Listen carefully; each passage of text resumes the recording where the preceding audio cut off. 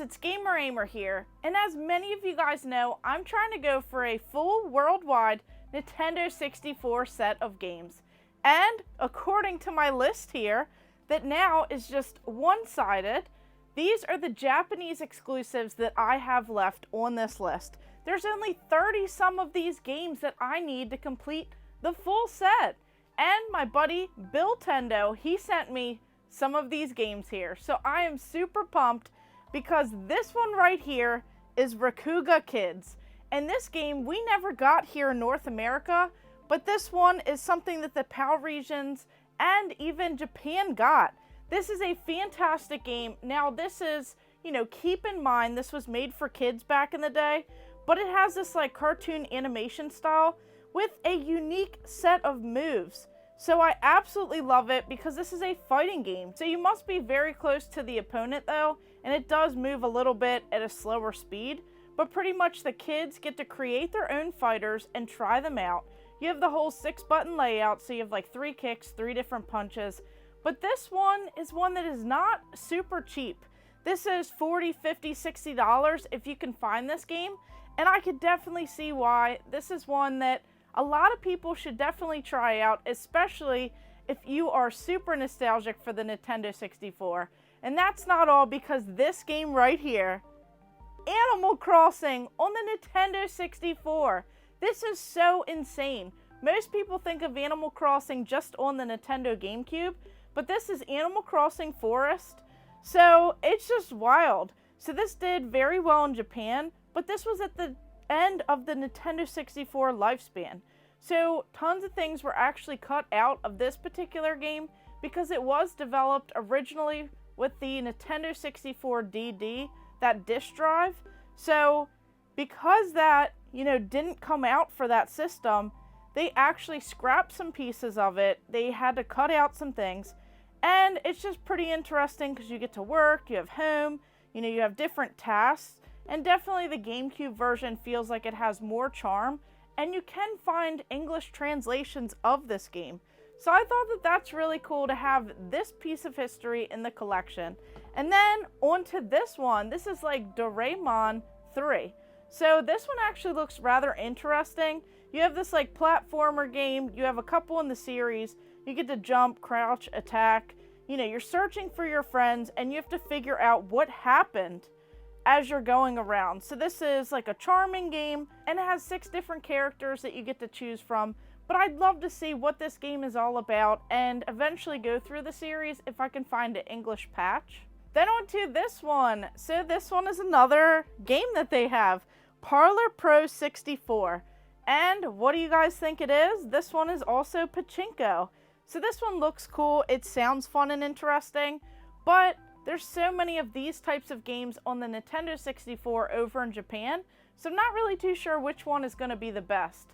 Then on to this one. There are a couple of these games here.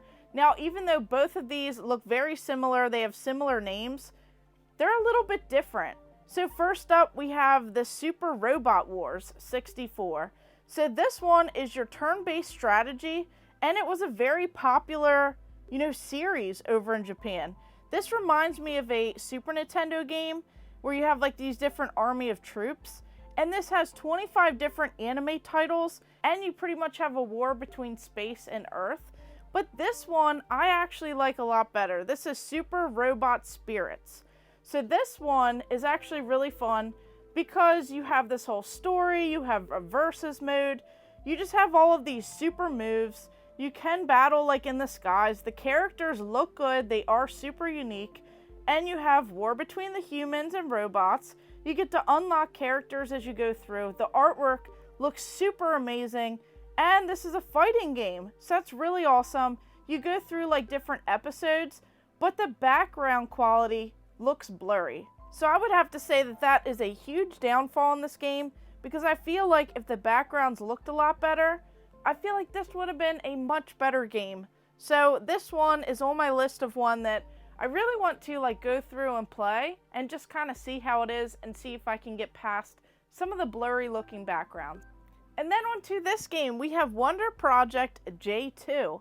So this is a very interesting game that is a continuation on the Super Nintendo, well rather Super Famicom version of this particular game.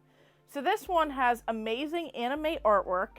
This is the series to the Super Famicom game, and this is a life simulation game.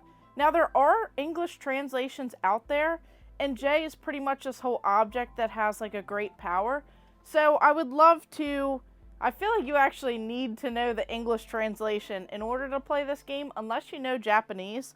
So this one looks very interesting, and I can see where the charm and everything else lies behind this particular game.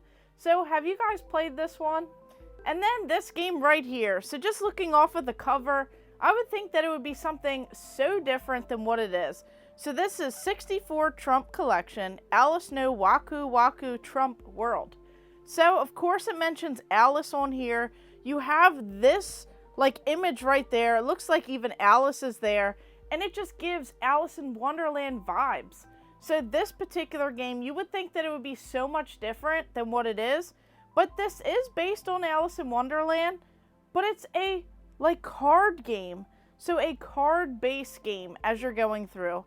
I thought that that was very interesting. I do see like cards on here with different characters.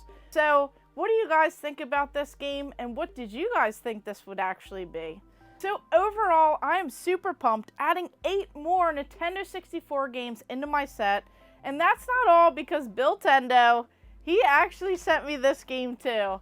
This is a Intellivision game, and this is called Math Fun. So I think that this is the most fun that you're gonna have with math. But this one right here was another little bonus, just an addition that I did not have in my Intellivision collection. But I'm super thankful because I only have 30 some more games according to this list here. It is insane.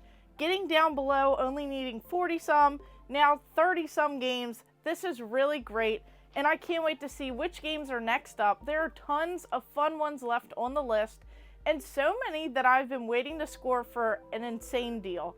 So, which one was your favorite out of the bunch, and which games do you recommend for the Japanese exclusives on the Nintendo 64? So of course, thank you guys for watching. Make sure you like and subscribe. Go ahead and check out all of my other videos and stay tuned for more.